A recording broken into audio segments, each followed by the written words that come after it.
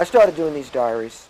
They were for myself, and in the back of my mind, I guess I was documenting my lifestyle because I was into some pretty heady things and situations in my life, and I thought I should write it down. I actually started in '79, but I started in this form in 1980.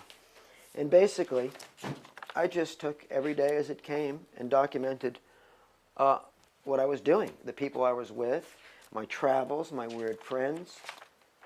It's basically a surfing theme, and then it's a mixture of every little thing I did, every little place I went to, every little thing I could pick up and glue in the diary, and just I can open a page and I can vividly go back to that page by just a few things I can key in on. So in that aspect, it's a great memory thing for me. In some of the shows, I would put my diaries in a glass case, and people would be the biggest thing I get at it, they're overwhelmed by the amount of stuff I have. It's like, it's not one of those, it's 25 of those. And each one of those is, there's hundreds and hundreds and hundreds of images.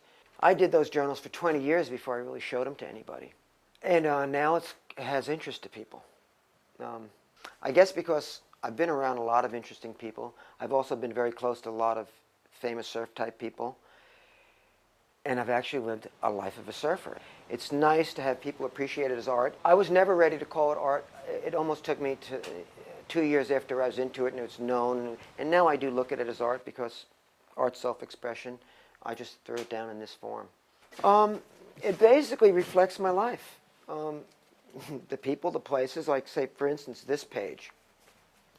It's the old West Indian influence and Bob Marley and all that. Ricky Rasmussen. Traveling in Indonesia.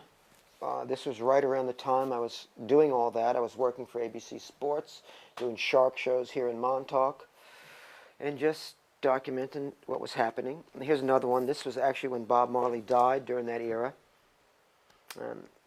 I was a big fan, still am. This is like a little trip to Eleuthera, and there's significance to me in each one of these things.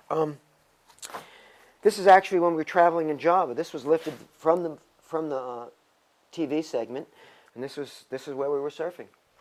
So this was actually when the stuff was happening. And this is my Greg Knoll page, which has interest because little did I know when I first met Greg Knoll, I was working in this Beachcomber surf shop, and it was 1964. And I remember Greg, a big black Jaguar, pulled up in front of the surf shop, and the boss went to the bank or something, and I was this little 14-year-old kid sitting there, and I saw Greg Knoll. So he came in, grabbed a couple of these decals, signed one for me, and it's still legible a bit there, and then, then 20 years went by. I did this page in 1980, or 1980, not knowing that I would ever be with Greg Knoll. Stuck the decal there, stuck this image of Greg, and blah, blah, blah. And then in 2000, Greg came to visit me here in Montauk, and he signed this page. The very next year was the first time I showed my diaries, and this was one of them I did. If I could do a book, it would sort of satisfy what I'm trying to do, because I could really show a lot of my diaries that way through a book form, except being a surfer, but all this other stuff's a little uncomfortable. But I can wear it well. It doesn't really bother me. But it is kind of weird.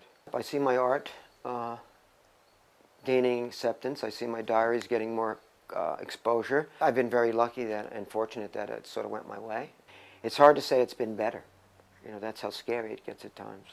I think as long as you're healthy and you keep this up, there's no reason why you can't do it until you fall over.